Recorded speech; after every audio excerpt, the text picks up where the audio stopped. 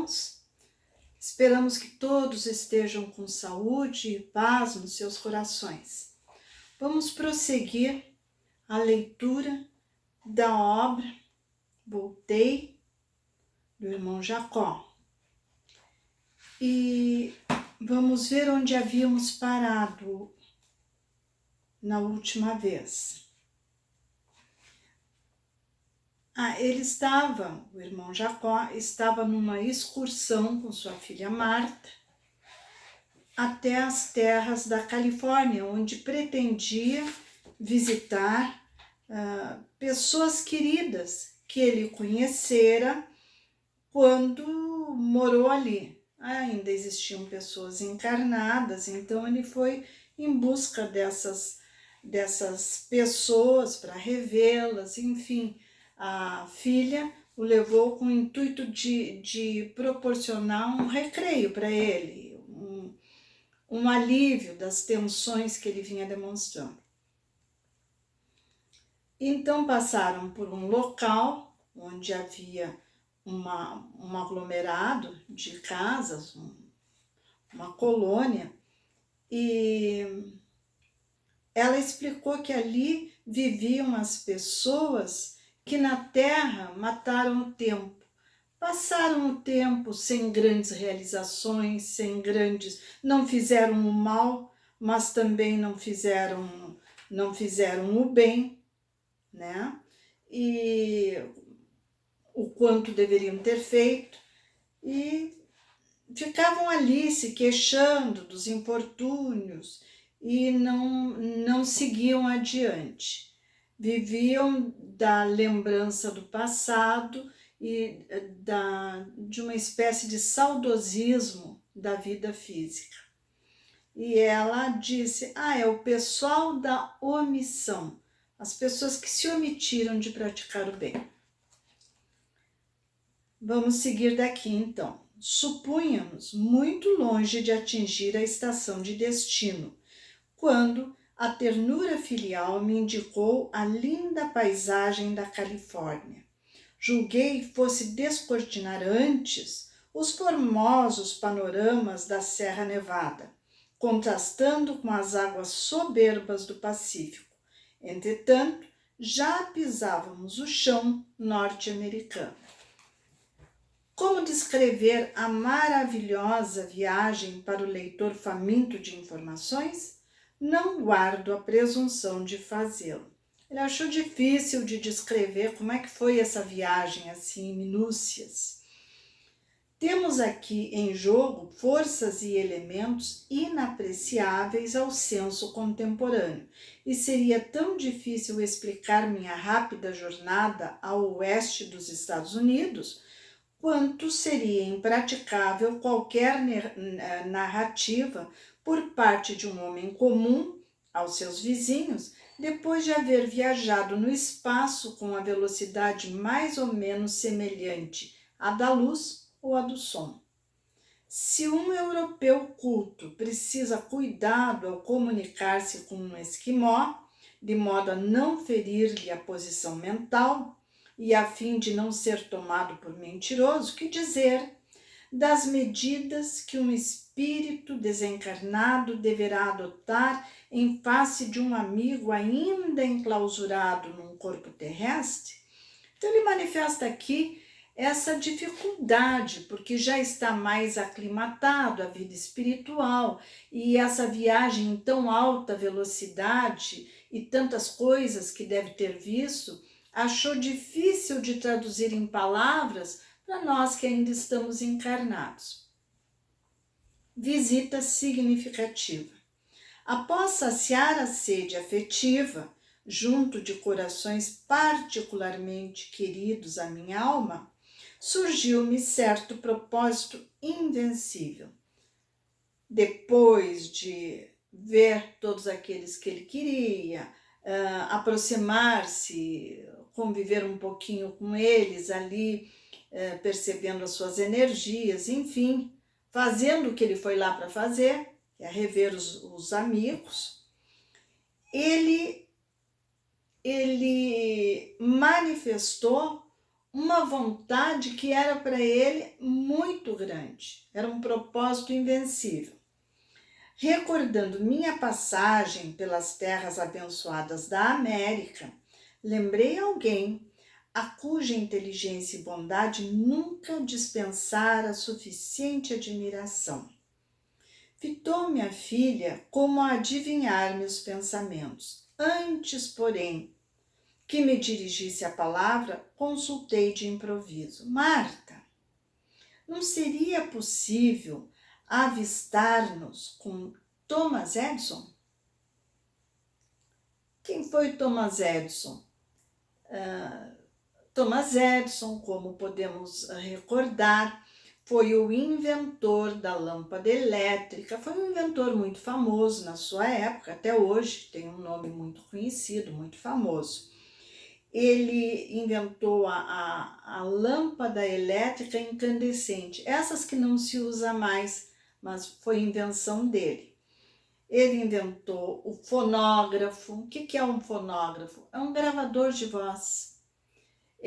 Foi o primeiro aparelho que gravou, né, a voz humana e foi muito assim, muito festejado gravar a voz.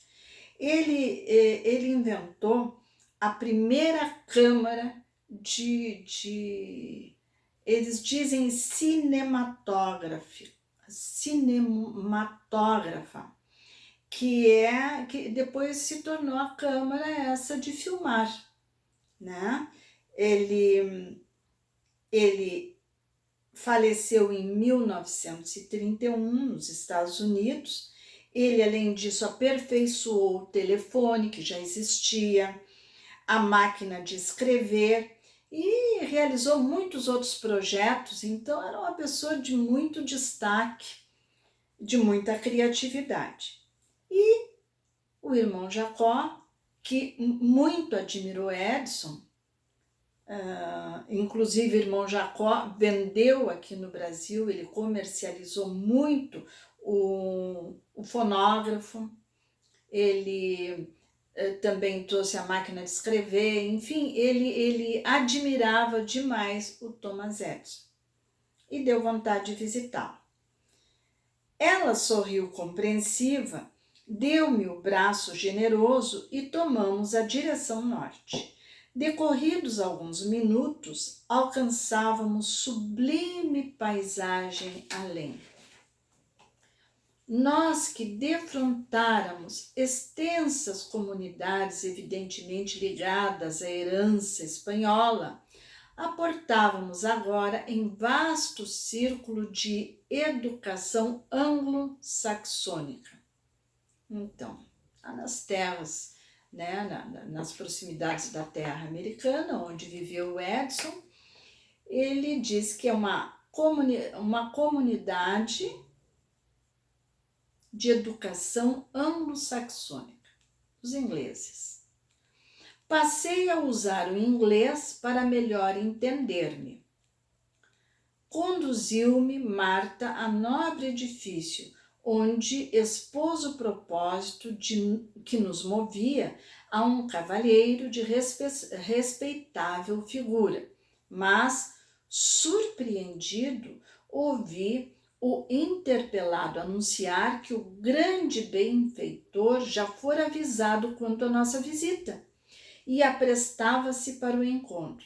Então, chegando lá, falaram com um espírito de aparência muito respeitável e ele ficou muito surpreso ao saber que o inventor, Thomas Edison, já sabia que eles iriam lá e que já estava se preparando para vir encontrá-los. Habitava ele, Thomas Edison, esclareceu o informante, esfera muito elevada, mas viria imediatamente receber-nos por 15 minutos. Não dispunha de mais tempo. Vejamos então, às vezes nos parece que os espíritos estão ao nosso dispor, estão sempre com tempo suficiente, porque se deslocam muito rápido, porque fazem tudo rápido, então teriam tempo suficiente para nos atender e para atender toda e qualquer solicitação, né? Porque teriam tempo. Não é assim. O inventor dispunha de 15 minutos para esse encontro, porque era muito ocupado. Acostumado no Brasil às longas conversações, embora jamais desprezasse o valor das horas, tentei, acanhado, renunciar à satisfação que pedira.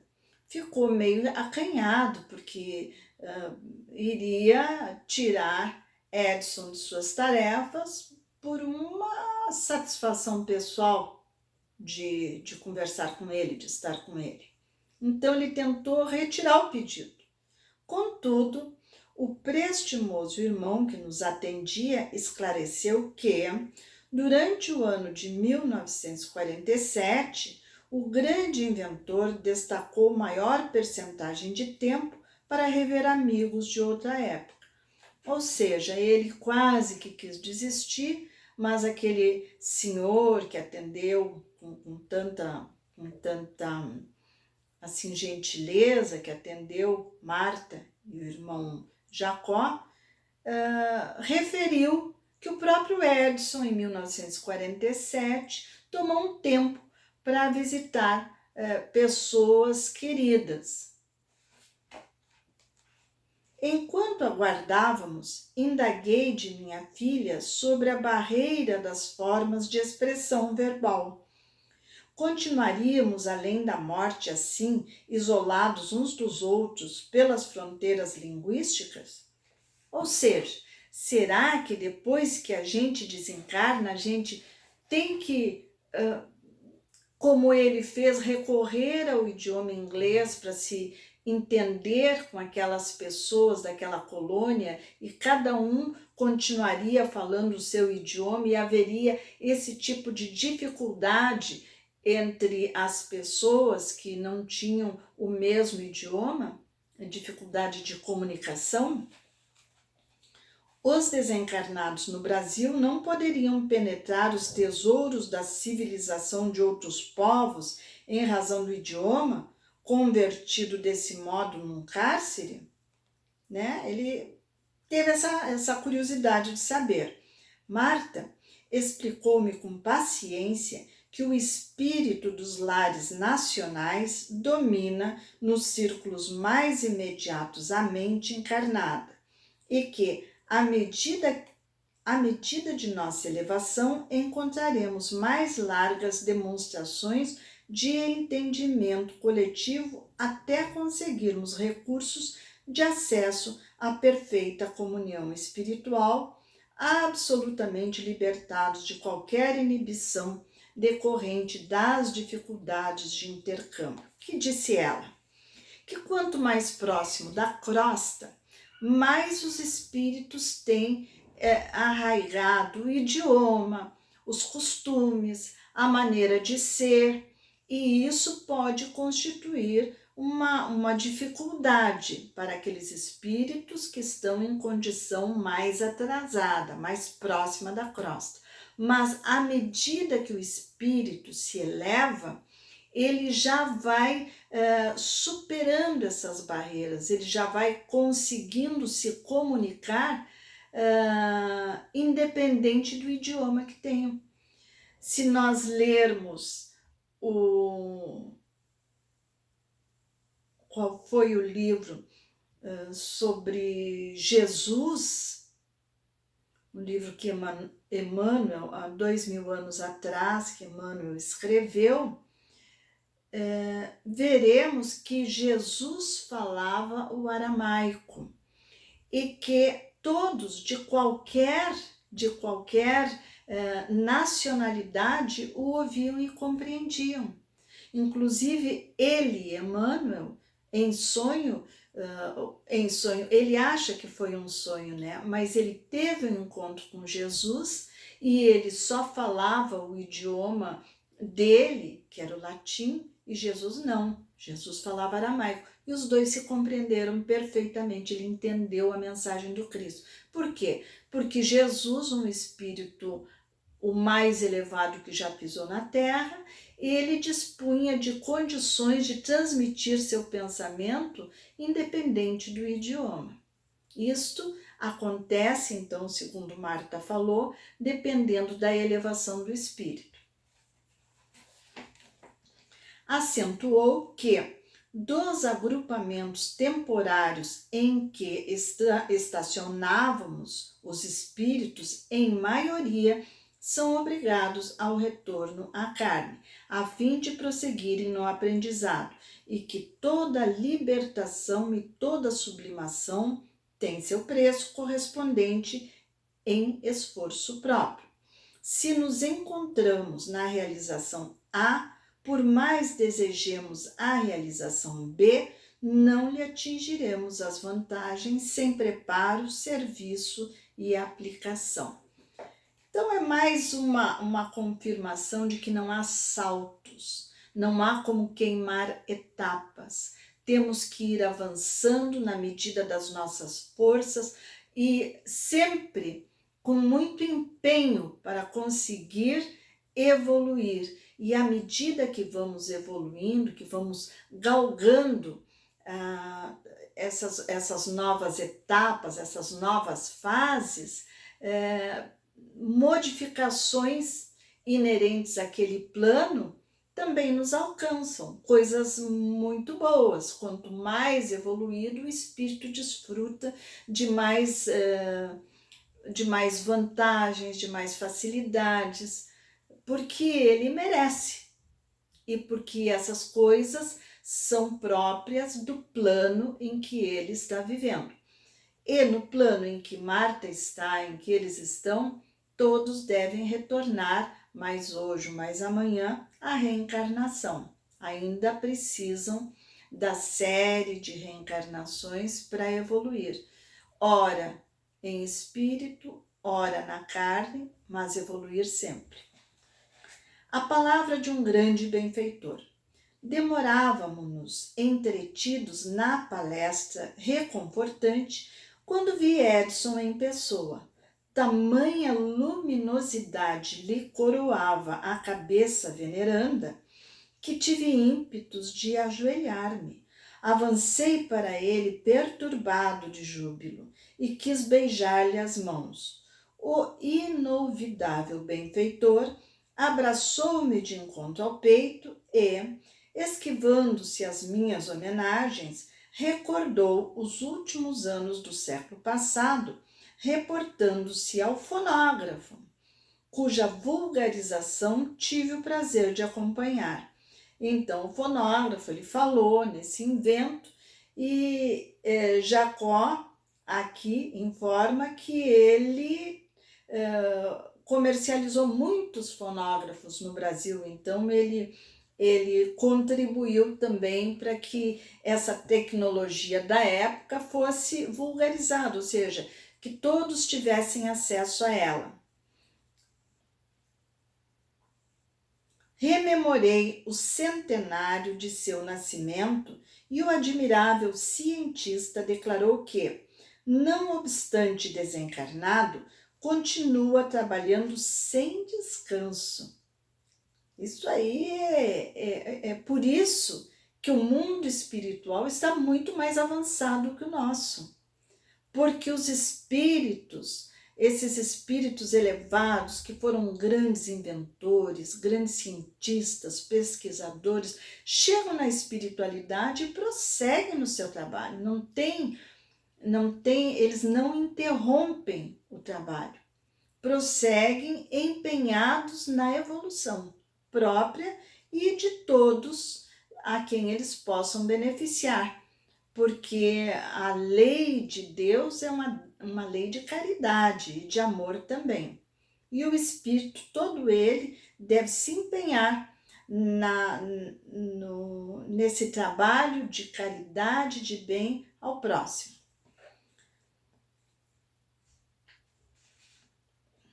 Então, ele continua trabalhando sem descanso, à frente dos perigos que ameaçam a atualidade terrestre. Então, esse livro aqui, né, ele foi escrito em 1948, em plena guerra. Essa visita com certeza foi feita antes, né? 47, 48. Era a Segunda Guerra Mundial, a que se referia a Thomas Edison.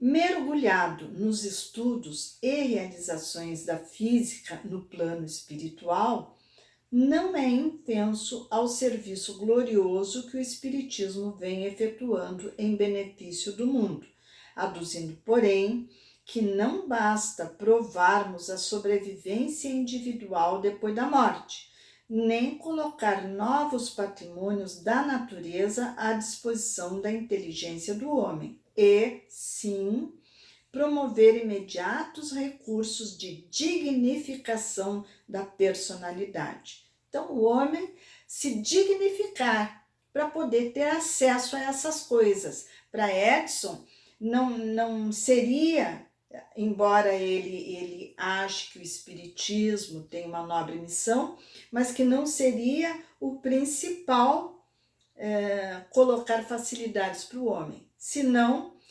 ensiná-lo a dignificar a si próprio. Alongando-se no assunto, comentou categórico a necessidade de ajustamento da razão aos fundamentos divinos da vida, a fim de que os processos educativos no mundo observem o imprescindível respeito à fonte da criação eterna, respeito a Deus. Ele acha que é imprescindível o homem se moralizar, como de fato é, não é? Declarou que a desintegração atômica praticada na América é seguida com indizíveis preocupações das forças tutelares do planeta, afirmando que a humanidade vive num momento aflitivo período de transição sem a menor perspectiva de paz duradoura, em virtude dos sentimentos belicosos que orientam os corações. Então, nessa época, nos Estados Unidos, estavam desenvolvendo a bomba atômica, que seria lançada sobre Hiroshima e Nagasaki. E ele disse que isso era motivo de muitas preocupações pelas forças que tutelam o planeta. E que estava a humanidade ali em aflitivo estágio de transição e que não havia perspectiva de paz duradoura, porque por causa dos sentimentos belicosos, ou seja, os sentimentos de briga, de discórdia, de violência que está no coração do homem. Então, as guerras se sucederiam, não haveria uma paz duradoura, mesmo com a paz conseguida na Segunda Guerra Mundial. Em tempo algum, asseverou sem afetação, houve tão grande impositivo de entendimento e aplicação dos ensinos de Jesus, mas até que os princípios do cristianismo governem as criaturas de maneira geral, reinarão entre elas fome e sede, guerra e enfermidade, injustiça e medo, destruição e ruína periodicamente. Essa parte do que ele falou estava lá num diálogo com Jacó.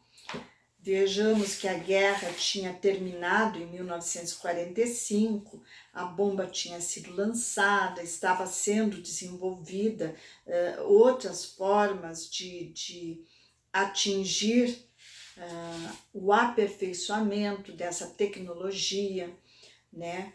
E tudo isso acontecendo, e ele trouxe essa informação que sim, é completamente verdadeira. O homem vai de guerra em guerra, os países não encontram a paz porque os homens são belicosos, os homens praticam a guerra com grande facilidade. E também existe um interesse da indústria bélica, da indústria que fabrica armas, que as pessoas façam uso dessas armas, porque muita gente lucra com isso. Então, há uma série de interesses que fazem com que as guerras continuem se sucedendo na humanidade terrestre.